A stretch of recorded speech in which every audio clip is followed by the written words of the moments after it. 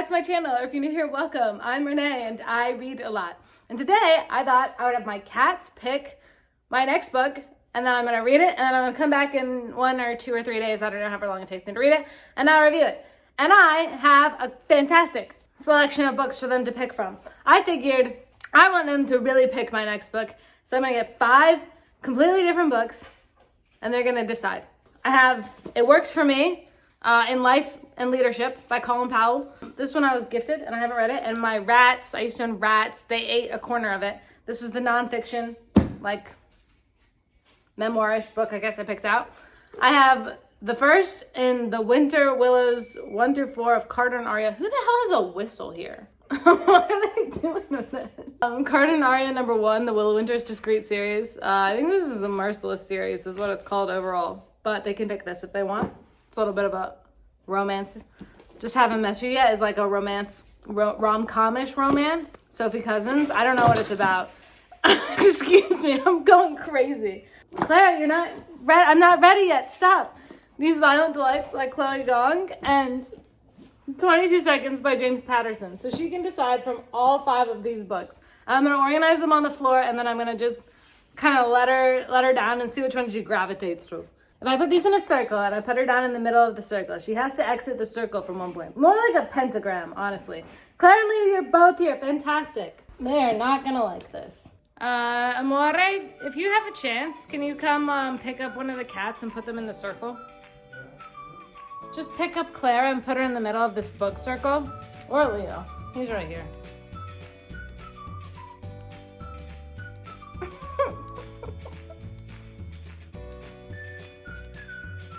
Do you think that means she picked Carter and Aria?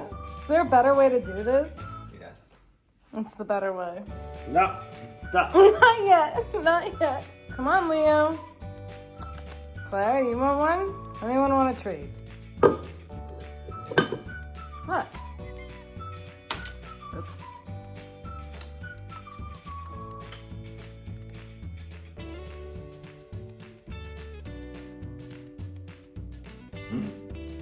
Wow, and she did walk over that one too. I mean, it could just be where it's placed, but...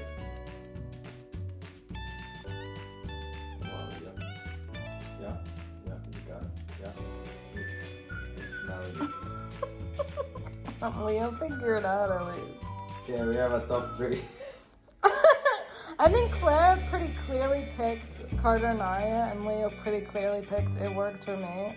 Leo, come on, there's still treats, Bubba. Come on. Poor Claire didn't get... She only got 2. Okay, so Fede and I are gonna go pick up a desk. Finally gonna have a desk in the study that's not like made of glass. So exciting. But anyway, I think it's pretty clear. Claire did pick the Merciless book 1, Carter and Aria. She both stepped over it and ate the treat on it. It could have just been because of its position. That's on me. I need to come up with a better system for this in the future. So I'll do that one first. Actually, I'll see you guys back once I've read Merciless. So, peace for now. 3 days later. Hey, future Renee here. I'm issuing just a bit of a trigger warning for this book. There is gun violence. It's definitely 18 plus. There is like pregnancy and mentions of even pregnancy loss. So if any of that is triggering for you or doesn't sound appealing, totally get you. I'll catch y'all in the next one. I just figured I would mention that before you got too far invested in what I have to say and I turned the tables on you like that. So, okay, I'm gonna go back. Bye. Oh, I guess I've already welcomed you to this video, huh? Okay, so this is, while I talk about these books, I'm gonna be doing my makeup. And last time I did this talking about the Bridgerton book, like the Duke and I, Bridgerton season, series 1, whatever it is. And it kind of just turned into like a rambly mess of my thoughts while I did my makeup, but I'm kind of into it, so I'm just gonna do that again. So I'm gonna be doing my makeup while I talk to you guys about the book and reviewing it that I read that my cat picked out. It makes perfect sense. This is a totally normal thing to do alone on your floor on a Thursday afternoon. Also, I'm like peeling from my sunburn, which is really fun because I got burned like 2 weeks ago and I had the audacity to go to the beach today when I thought it was over. That was dumb of me. So if you see any skin peeling off me, I'm actually shedding. It's my molting season. I'm a lizard. No, I'm not. Actually, I forgot that's a massive conspiracy theory. Does anyone remember when we were all like, Mark Zuckerberg is a lizard? I still kind of believe in that. That's a joke.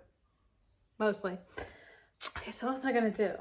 Oh yeah, I washed my blender. This is nothing to do with anything, but I washed my beauty blender today in the kitchen sink and it felt illegal. Like, tell me something that feels illegal but isn't. Washing your beauty blender in the kitchen sink. Hey, it kind of matches my earrings, which is like a fun surprise. I don't know. I'm in a mood. Please excuse me. This is going to be even more rambly and non-coherent than my Bridgerton video was. So good Lord. Good luck to you guys. And again, I'll have everything that I use, every product in the description below. And it's all, I just dropped that. It's all liquid cream based makeup today, boys, because it's another scorcher out there, like 100 million fucking degrees. And I'm constantly melting.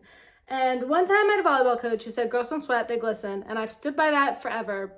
So I want you to know, I am glistening these days. I am the gliss goddess. I can't turn on the air conditioning because it makes a ton of noise. So if I start looking wet for whatever reason, we're not gonna acknowledge that it's sweat. We're gonna all collectively, look me in the eyes. We're gonna all collectively pretend that it's from the shower I just took and I just maybe didn't towel off there appropriately. I don't want any criticisms of that, okay? That's a completely normal way to handle this situation. I like liquid products because then it seems as though I intentionally am that glistening instead of it being sweat. It's both. That's my secret revealed, but the random people on the street don't know that, just all the strangers on the internet. So cheers to that. Get into talking about the books. Where did I put those books? I brought them downstairs. I could have sworn on my life. If I left them upstairs, I'm gonna be so mad at myself and I have no one to blame but me. BRB. Sometimes I really feel like a sim who is being controlled to do stuff and should have autonomy turned off. Like whoever's controlling me needs to do a better job because I, for whatever reason, brought all these books out of the office into my bedroom and just left them in the bedroom. So I was upstairs in the office like, what the fuck did I do with these books? I put them in my bedroom. Who knows why? Not I. I also brought down my book journal so I can be a little bit more eloquent because it's kind of difficult to talk and do your makeup at the same time, but it's a challenge that I am willing to accept. I think I can win this round of me against my brain. You're driving me crazy. You saw, I'm sure this is more recent in your memory than it is mine, that Animal picked out, has Carter and Aria on the cover by Willow Winters, but it's called Merciless. And it's a 4-book series that she picked out, which I was not necessarily totally aware of when Clara picked it out or when I picked it out to put in her options. But that's how it turned out. It's a 4-book series. And because I am an overachiever, I was like, I'm not coming back to review this until I've read all 4. So I did. It took me 3 days and I read the 4 of them. Merciless, Heartless, Breathless, and I want to say Endless, but to be completely honest with you, I don't know because in the copy of the book that I have, it's like, these are the 4, right? And you can clearly see that this one says number 4. The one that says number 3, the actual name of the book is written in here because it's the Discreet series, so it doesn't have like half-naked men and women on the romance novel covers. It's got like the names of the characters. This one, number 3, is Breathless, right? Number 4, also Breathless. So I was pretty confused and I was like, did she name 2 books, one right after the other? Like she did Merciless, Heartless, Breathless, Breathless. Like that doesn't make any sense, does it? And then I was like, uh-oh, what if because I'm pretty sure she runs her own publishing company or she goes through a publishing company that has the exact same name as her because it's published under Willow Winters Publishing Company. And that's the author is Willow Winters. So it's like either it's also called Breathless, which is definitely like an interesting naming tactic to not follow the convention that you set out for yourself.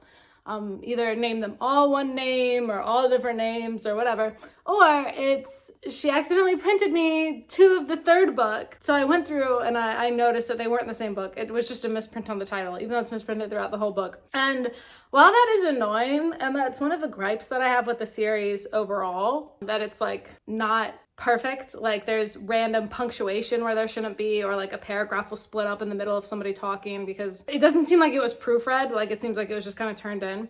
But I'm willing to be, forgiving of that fact since she is self-publishing and she is not a huge author backed by a huge publishing corporation, I'm like very willing to be forgiven of mistakes like that. Is it annoying? Yeah. Would I proofread her books for free? Sure. But you know, it's not going to stop me from enjoying the overall story. And I did eventually figure out from Goodreads that it's called Endless is the fourth one, which is where I get to. So I read all of them, right? I brought down 2 other books too. I brought down number 29 and 30.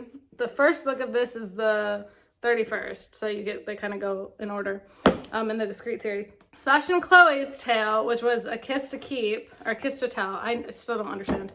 And Danielle and Addison, which was Possessive, both of which I feel like I've reviewed on this channel, and I gave them both 3 stars. But I brought them down here for a reason, right? Because they're all in the same world. So they're all like designed to be read. Like you could read the whole Merciless 4-book series without having read those 2 first, but they do take place canonically in this Merciless universe before, like, you're gonna have spoilers if you just jump into Merciless and then later go back and you want to read A Kiss to Keep, Tell, Kill, or Possessive. So you should read those first if you wanted to read the whole thing. Except I will warn you that A Kiss to Tell, Keep, whatever, does have like a little 1.5 novella that comes after it, that comes after the Merciless series. So read them in a separate order than I did. If you wanted to get into this universe, you'd want to read A Kiss to Tell, Possessive, the Merciless series, and then A Kiss to Keep, which is A Kiss to Tell 1.5, right? Okay, now that we've got all that out of the way. And I didn't feel like I could review Merciless without touching on reviewing the other 2, right? Because they all have something to do with each other. Carter and Daniel are brothers. Sebastian is like one of their good friends, so they're around each other a lot for obvious reasons. I give the Merciless series itself 4 stars. And I think that the other 2 that I brought down, Daniel and Addison, Sebastian and Chloe, they definitely work as like precursors. Like I think that they were all building to this Merciless series so that the Merciless series felt more complete and you care about the characters a lot by the point that you get to the Merciless series. But they are very confusing on their own, and gave A Kiss to Tell 3 stars because the ending wrapped up really fast and weird and introduced this new character that does come back in the other books, but in the last 10 pages to like wrap up what happened with the plot. And then I gave Possessive 3 stars because I don't like brother sharing and the age gap was weird, and it has a happily for now ending, not a happily ever after ending, which that gets fleshed out more in the Merciless series. But so I think that if you were gonna read those, you're probably gonna wanna end up reading Merciless because it provides a little bit more closure to what I didn't like about those books, even though they're designed to be standalone romances on their own. Right, but I've already given you my thoughts on those 2 books, so I'm sure you don't want to hear them again, because why would you? There's only so much that I can say on books I gave 3 stars before I started sounding like a broken record. The new series that I read was obviously Merciless, so that's what we're here to talk about, and I'll get into that now.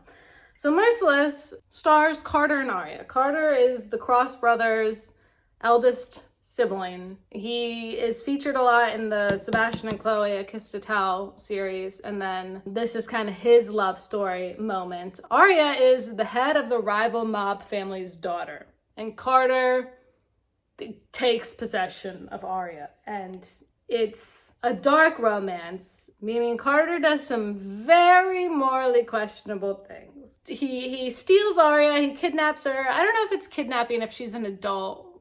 He just adult naps her, he abducts her, I'm gonna say abducts her, or has her abducted, and then, you know, closes her in a cage for a bit. And obviously there is a lot of tension between the 2 of them because it takes up 4 books. There's a whole mob family war that's about to break out. For obvious reasons, Aria sides with her family and doesn't want Carter hurting her family because duh.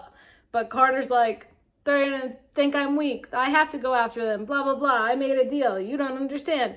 And you're gonna hate me forever once I kill your dad. And it's like, obviously, but they have to work through that, right? So there's a lot of really good tension. So overall, I gave the books 4 stars because the romance was great. It was spicy. There's a lot of tension and a lot of like high emotion. And I was low-key pretty addicted to the series. Like, I couldn't really put it down. I was like looking for excuses to go back and read the series, and I was like thinking about the characters the whole time I was reading it. And it's been a while since I was that into a series. And again, it's not like the most well-written book series that you're ever gonna find. Like, it's a romance novel, and it is what it says it is, and it's not like the next biggest classic that the best writing, the best metaphors, the best prose, but the emotion is there and the tension is there and the feelings there. If that's what you're reading for, is a good time and not like to be blown away by good writing, fantastic. But I mean, it is good writing, right? Because it keeps you engaged, it keeps you wanting to read. And I was engaged and I wanted to read. And I think a lot of people discount, even if it's a book that you were engaged in and wanted to read, if it's not like artistically good, it gets discounted, but I don't think that's fair. I think if you liked a book and it was good and interesting to read, then it was a good book. You know what I mean? So I thought it was good. And again, there was like a lot of grammar mistakes or like paragraphs being split in the middle, or like even sentences being split up in the middle of a sentence and being put onto the next paragraph. And that kind of like takes you out for a second. Or like, one of the brothers is dead. That's not a spoiler. She keeps calling the dead brother by another brother's name. And that kind of takes you out of it because I'm like, wait, what? When did he die? And I'm like, oh no, they're still talking about the one dead brother. It's just a mistake. Like, we just got there's 5 brothers. We got 2 of them confused. And so that takes you out of it too, because you have to sit there and be like, was that a mistake? Or did somebody die and I missed it? And if so, why aren't we all talking about this more? So that kind of stuff just like takes you out momentarily. So I did, take off points for that, but not terribly many, because again, I'm pretty sure it's just her and she's writing a lot and doing a great job. So girl boss. The reason why I ended up ultimately taking off like 1 whole star is because when I went and I sat down to put all this in my book journal, because it took me a bit. I waited until, because I was so wrapped up in reading them, I waited until I had read the whole series to go put it down in words in my book journal. I was, trying to come up with my summary for each book, and I couldn't, because every book, like, I don't really understand what was the difference in the 4 books. I think it could have been a lot shorter, because I think all 4 books were more or less the same. I think it could have been 2 books, probably, like one with the romance, one with the mob war tension wrap up, because in the 4 books, it was just, to be honest, like a little bit too much. Okay, you guys are having the same argument again and again and again. Y'all really need to use your words and come to an agreement here and put your clothes on and figure this out, because what you're doing right now is not a healthy start to your relationship, to any relationship. Because what you're doing now is just, it's not working for anybody, not even the readers. And I love drama and I love tension, but I was just a little bit like, okay, we've had this argument like 17 million times. It's the exact same thing and it keeps happening. And there's even some stuff that I felt like could be elaborated on that isn't. So I just found it getting pretty repetitive. And then I even tried, like, I think all the blurbs for them are the same. So I couldn't figure out which one was which that way. And then I went into all the Goodreads reviews to try and figure out, which one was this, which one was this. I don't remember entirely what happened. I just remember they were in love, they hate each other, in love, they hate each other. A lot of Goodreads reviews stopped reading after 1 or 2 because, I don't know, it's a dark romance. So if you want like a happy-go-lucky sitcom romance, or if you want one that like is a healthy romance, it's a dark romance. It's its own genre. It's not here for a safe space. It's here for a dramatic space. I was talking about how the reviews, a lot of them like noped out because they were like, no, this isn't healthy romance. This isn't whatever. True. I don't really know what I want to do with my eye look today. I kind of have like some idea. I have no idea how this is going to turn out. I'm going to tell you down a little bit more so that I don't have to be sitting up totally straight while I do this. I wish I could like put this right there, but I'm gonna have to, everyone's just gonna have to figure this out with me, okay? I'm taking the Masquerade palette by Juvia's Place because I felt like my shirt had fun colors, so I wanted my eyes to have fun colors. It makes sense. It's been a while since I've used this palette. I haven't thought about looks I could do with it in some time. Oh girl, you look crazy. Oh man, this might not be the eye look. You know what? It's a representation of life. Sometimes things don't go the way you plan. And sometimes things don't turn out well because you didn't plan them at all.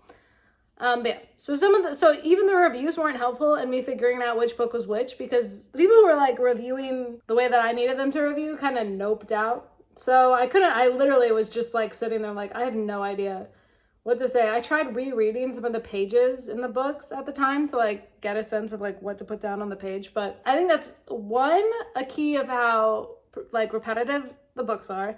But two, it's a lesson to me to write down my thoughts immediately, because I don't even think it is necessarily just these books.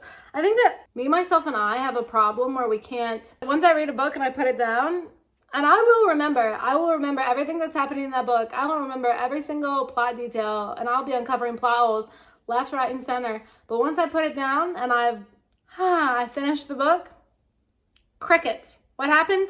No idea. So I think it's partially a me problem, partially a repetitiveness problem. I'm gonna turn this around, I swear. Just keep an open mind. But overall, like, of course I really liked it. And I am excited because the next books in the Discreet series and in the series take place with another one of the brothers and in the same world. And I think that they all mostly do from this point out, from like the ones that I own, because even up to the last book, the name of one of the brothers is on the spine as one of the main characters. So I assume that it all kind of takes place in the same universe from this point out. And I do love that. I love that. That is one thing. You give me a book, like a series with characters that wrap up their stories, but I can kind of keep tabs on them because I'm in the same world and I'm like going for it.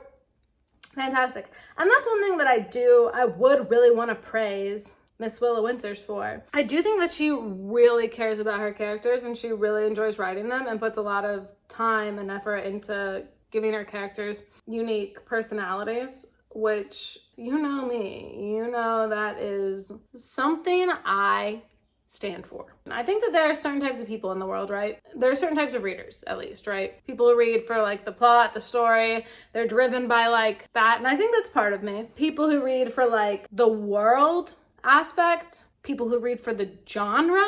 It's like there's some people who pick up every romance book in existence, every fantasy book, and they'll devour them, they'll eat them up. I think I fall into the group of readers. I do love a good plot. I do love a good world. I do love every genre. Don't get me twisted on that. But I think that my main drive for reading a book, and what like I will come back to a book 12 out of 12 times about, is the characters. So even if the plot is a little thin, even if the world building is a little lackluster, if I've got characters that like speak to me and I can like put them, I get so much characterization that I can like picture them doing things. I can picture, you know, what they would say, what they would wear in situations. I'm sold, okay? I'm hooked. It's just the type of person I am that I love the characterization aspect of it, right? And I'm probably not the first person to come to that realization. I'm probably nowhere even close, but it has helped me at least to like figure out maybe if I'm gonna like a book or not before I get into it. Hang on, this is also an impossible process. I know in my last video I talked about how putting mascara on while talking means you're a witch. I think if you can put eyeliner on your lower lash line while talking, you're a double witch, and I have double my eyes on you. I think I accidentally put my used brush back in my new brush cup instead of my used brush cup, and I can't find it, so big L in the chat for me, please. Is it the best eye look I've ever done? No. Is it the worst eye look I've ever done? Also no. If I can stay between those two extremes on any given day, I'm a happy camper. Because, you know, the best is a lot of pressure, and the worst, it just sucks. So between the two, I stay. And you know what the worst part is? Or maybe the best part, I don't know. I'm not even going anywhere. I already went to the beach and got cat food, and those are the two out of the house tasks that I had on my schedule today.